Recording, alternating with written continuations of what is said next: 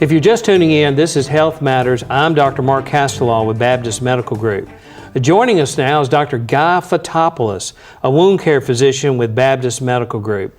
Thank you so much for being here today. Thank you, Mark. Dr. Photopulos, we're talking about women has been sort of the topic of today's program, but I understand that women have a higher risk for wound issues than men.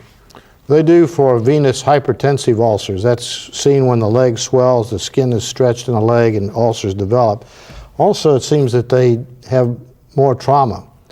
We've seen a number of women only that close the car door and the edge of the door catches them in the leg, usually in the calf, sometimes going deeply into the muscle or creating hematomas. But otherwise, diabetes is a major factor for wounds, and that's pretty even. I think the healing rate and the care is good for both. What is the definition of a chronic wound?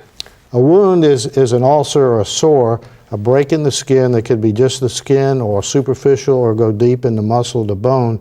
And a chronic wound is one that in a reasonable period of time hasn't healed.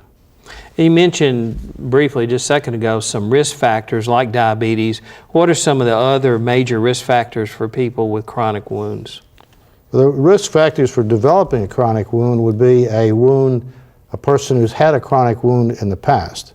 Diabetes is a risk factor because people lose sensation or feeling in their feet, may have decreased circulation, and those things can combine for an ulcer. Sometimes the patient doesn't even know it if they don't check their feet because they don't feel it. What's some of the do's and don'ts for people that when they scrape themselves or have a wound at home, everyone's going to try to treat it themselves. Everyone's going to try to put Neosporin on it and a Band-Aid and it'll get better. But what are some of the things that people shouldn't do, and at what point do they need to seek the care of a wound specialist? Good question. First of all, not use Neosporin.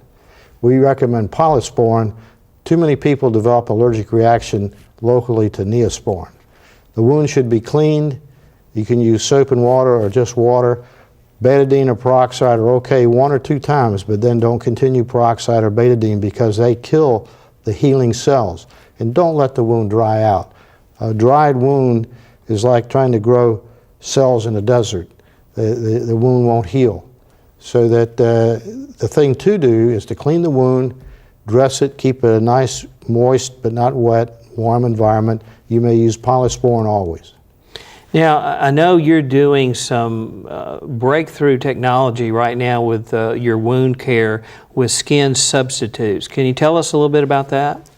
We use 2 skin substitutes. One is a living cultured skin taken from not the patient but from another individual, cultured, sent to us overnight, shipped, and we place that on the wound, and it imparts growth factors to the wound. It doesn't actually stay as a graft, but sometimes stem cells do continue to grow and stay. Another product is a freeze-dried, non-living human amnion chorion taken at cesarean section. We put that on a patient today. It also imparts growth factors. Growth factors are those proteins that stimulate growth of blood vessels, skin, lay down the matrix to heal the wound from inside so the skin can grow across. And what other advanced methods are you using with wound care? I'd like to tell you about low-frequency ultrasound. It doesn't hurt, it's painless, it doesn't touch. We put the ultrasound to the wound and it penetrates almost 1/4 of an inch below the surface of the wound, and it stimulates positively all the healing elements and also decreases pain. The main side effect is you have to come 3 times a week to the clinic.